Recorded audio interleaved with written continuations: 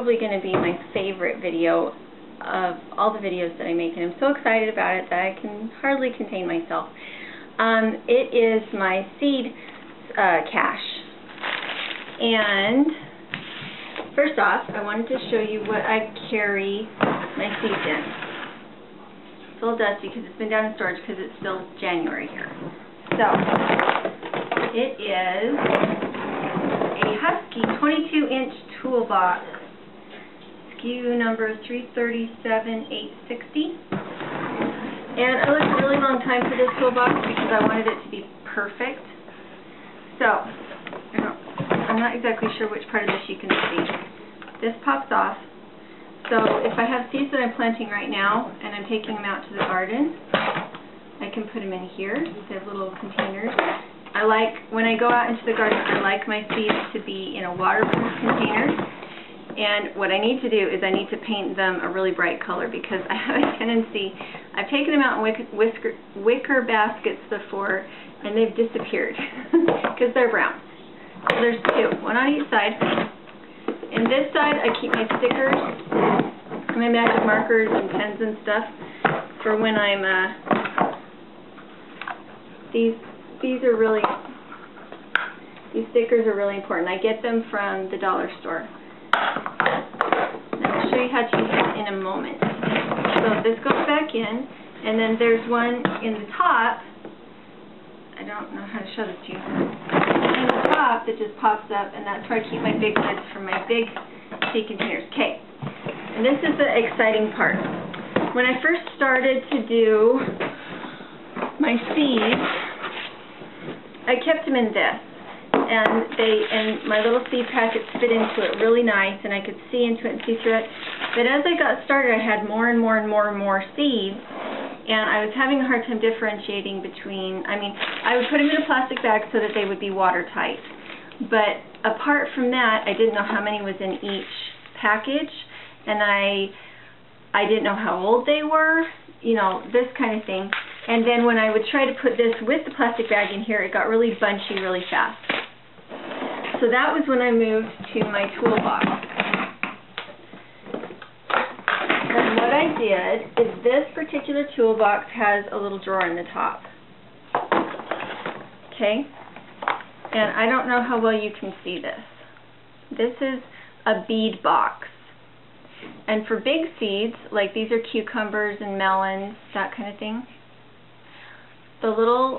this part just pops up.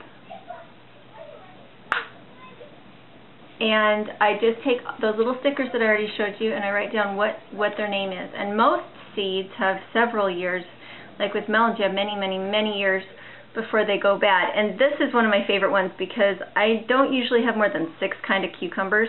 And so they all fit in this tiny little box. And then this tool thing works so well. And then they just sit on top of each other in this little toolbox. Now, for seeds that are super tiny,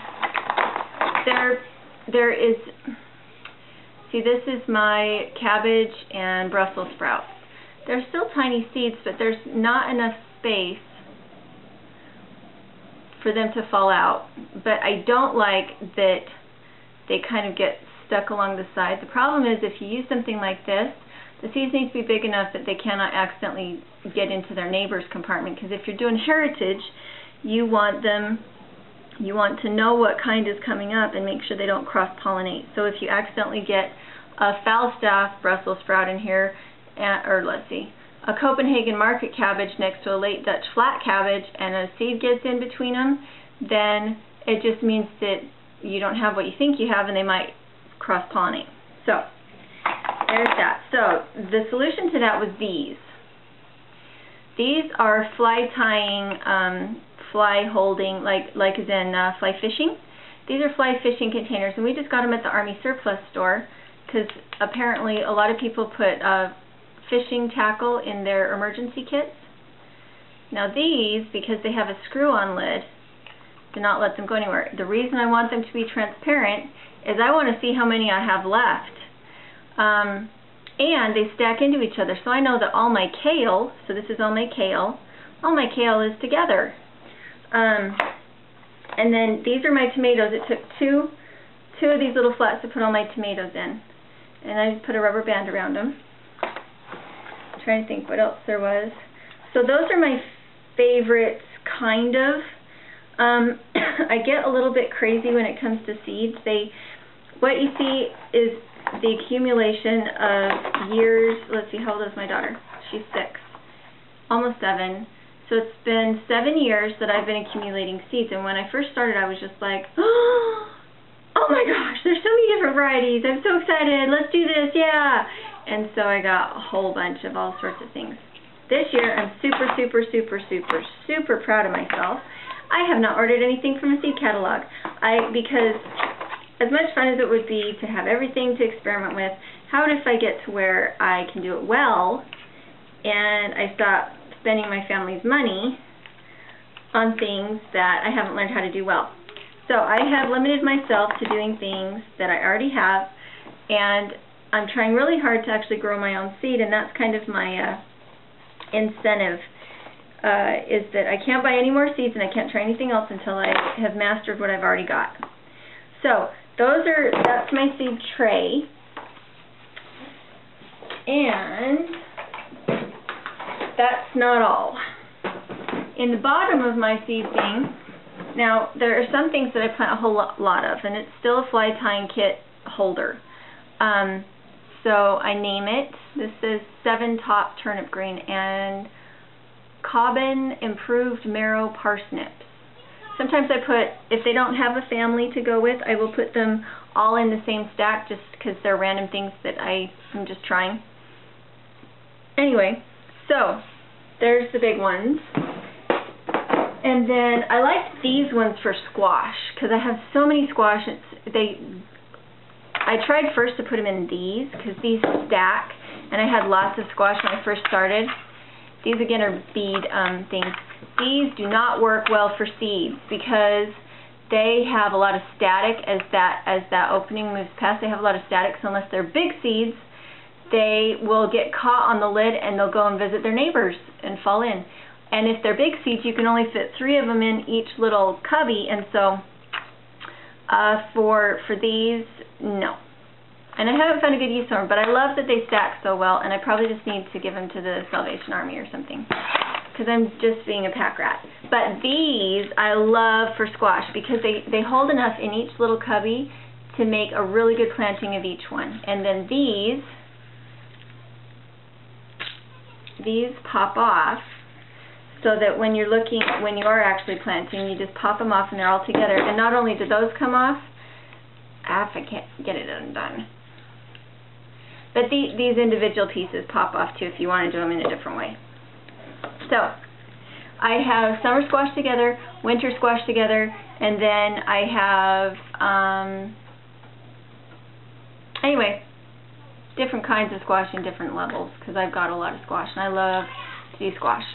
So, and when you do squash, they're like an automatic mulcher for your garden because they spread out so well.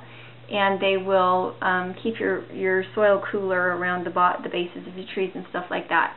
So I like to plant my squash, my pumpkins at the base of my trees because I already know I'm going to be watering my trees. So why not plant squash at the bottom, and they'll keep the the ground cooler. If you do that, make sure you put lots of manure there too because they're heavy feeders and you don't want them to be stealing from your trees. And then this is my favorite part, is my herbs.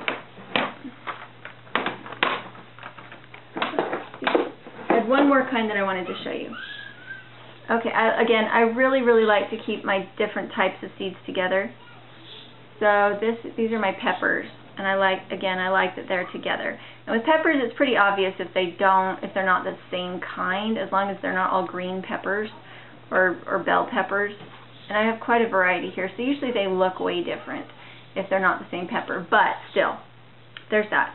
Now, the difference between how I did my vegetables and my herbs is the herb seeds have a tendency to be really, really, really tiny. They're like salt. And I'm not familiar with them. I got them because I really wanted we had really good results with some herbs that we had tried that we wildcrafted here, like mullein. Love mullein, and I did a video on that, but then so it was one of those where I had cut my head off and I'd had the leaf in front of my chest and people were making some strange comments. So so I actually erased that one, and I shouldn't have because it had really good detail in it. So here's green culinary sage, and these are again little bead boxes, except these ones, this pops up, and so you can just take a couple out at a time. And then I have one sticker that has the name, and I have it on the side so as it faces up. I can read through the top of what I have, so I can see all the names. I can see all the names of all my herbs from the top. And then I put one on the side that I explain what kind of soil it likes. So I make it really, let's see if I can find one. This one, I've grown it a lot, so I didn't write it down. But where is one? When I take them out of their little packages and put them in here, I just write down what it says on the back of the package. And this one says spring, barely cover, tamp, and damp. So those are the things I need to do to grow thyme. If they're super, super, super tiny, tiny, tiny seeds, I actually leave them in their package and then stuff them in here. The reason I like these is because it keeps moisture out, and it keeps them all together. So I just lift it out and I know what I want to grow. So the thing about herbs is that they can take 6 weeks to 3 months to come up, because they're tiny, tiny seeds, and sometimes it takes different conditions to get them to germinate. So sometimes if they haven't come up in my sunny window, I will actually take the tray downstairs and leave it for a week where it's down about 42 degrees, and then I'll bring them back up. And sometimes that helps to kind of jolt them. And also when you're using, whenever you do seeds, you don't want to pour water in from the top. You want to use a spray bottle. If it's something like celery that's super, super, super tiny and they're just on the surface, I like to use a spray bottle. Otherwise, I water them from underneath. So I take my tray and I take one little square out and I pour my water in about that deep. Then I put that back in and it waters everything from the bottom. So anyway, those are my herbs. And I get all my herb seeds from Horizon Herbs. I love Horizon Herbs. They're super good prices, and their little catalog is actually how I know how to plant my stuff. And I wanted to show you a catalog, but every time I make a new friend, I give my catalog away. Even though I have lots of catalogs. So I have everything that my family is susceptible to. Those are the herb seeds that I have purchased. My family has a struggle with lungs. I used to have asthma when I was a kid, and now when I am not taking care of myself, that's the first thing that gets hit is my lungs. So mullein, we adore mullein. It's a lymph drainer, and anything that's respiratory, it will bless. So let's see, some other things. We love comfrey. We like to feed it to our animals. Milk thistle, dandelions. Valerian is good for pain. I have self-heal, evening primrose, cleavers is good for illnesses, skullcap, wood betony, nettles. Nettles, you can even make fiber out of them. Nettle seeds are an adrenal healer. You have to be careful not to overdo it with those because they can actually do happy things to your adrenal glands that make you work too hard. It's kind of like coffee. They do such good things to your adrenal glands that it boosts your adrenal glands and you want to go out and move mountains because you feel so good. But you can't. You have to keep it low. If you're healing your adrenal glands, use nettle seeds, just a little pinch. And by the way, these are things that I do for my family. If you haven't talked to a doctor, don't do any of these things. So these are all just herb seeds, and you see how tiny those little things are. So that's how many herb seeds I have. And my opinion is that once your ground gets good enough, right now I'm really struggling to keep things alive. The only thing I've managed so far is wormwood and sage and nettles and lovage. I've had some others that did okay, but the problem has just been that I don't have good soil yet. And so I have pampered what I can to get to live, and as they have started to reseed and spread, then I've figured, okay, they're okay. they can survive, they'll be fine. And then I move on to other things, and I keep reseeding in different places. So those are my seeds. And this, I don't know if you can see it, those wire shelves that have the little black attachments on the legs so that you can make your shelves higher, taller, or shorter, those are what I use in my south-facing window. So hopefully you can see this. This is one I got from my sister for free. I used to have one of those big, 5-foot long ones and stuck it in the window, but then we couldn't get the sunlight in. And sometimes I like to start them before the wood-burning stove is off. And because my wood-burning stove is so close to my window, I cannot grow seeds that close to my wood-burning stove. It dries them up too fast. My aloe, I don't know if you can see my aloe. I have an aloe down there by the window. So I put this on the side furthest away from the stove, and then I pin a white sheet at the top of the window, at the top of the door in the window. And I drape it down along the back of this shelf so that it reflects it as the light comes in the window. That sheet catches the light and reflects it back into the plants. And I've had as good results with my plants in the window as I did when I had my super hooty-doody lights, because I have grown with lights before, and I think it cost something like $3 a day or something. It's super, super expensive because it was 200 volts. Is that how? My husband's the electrician. Anyway, it turned out we were spending like $90 a month just to pay for the light. And since the window does it just fine, why would I do that? So I go a little bit overboard on things when I think that they're fun, and when I think, oh my gosh, I'm doing such a good job, I should see if this will work even better. So I got some cheap ones off of eBay, and I did that because I really like, the reason I did that is because I like when they're all contained. I don't like it when they're loose in the box. Even the ones that are like this and screwed together. Sometimes if my kids are messing around when I'm trying to do my seeds, sometimes these can get bumped. And I have had them open before if I wasn't really paying attention to them. So I prefer that they be in a self-contained box. I prefer this to this. It's just one more layer of protection for them, and I can label it squash, and I could even put cucumbers in this.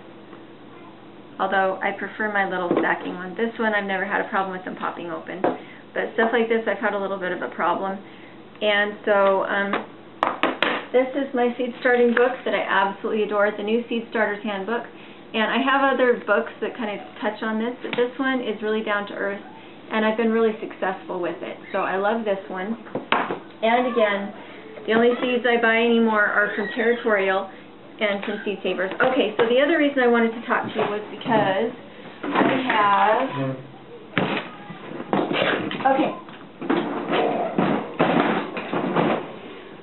I have on top of this is my seed planting indoor seed starting things. These are my boxes of real seeds. So I have all these, which is great, but once I hone down and narrow down that I only really love 2 kinds of squash, which eventually I'm sure I'll get there, once I know which ones I love, I don't need these anymore. I get them in bulk. So if I know that I adore this one kind of pea and no other kind will do, then I buy them in bulk. So this one is Blue Lake Pole Bean, and I love it, and so I bought it in bulk. And I know that I like Nantu's, is that how you say it? Nantu's carrots, and the other thing is if I really struggle with a plant and I can't get it to start off, I will also buy it in bulk, but I'll only buy one kind.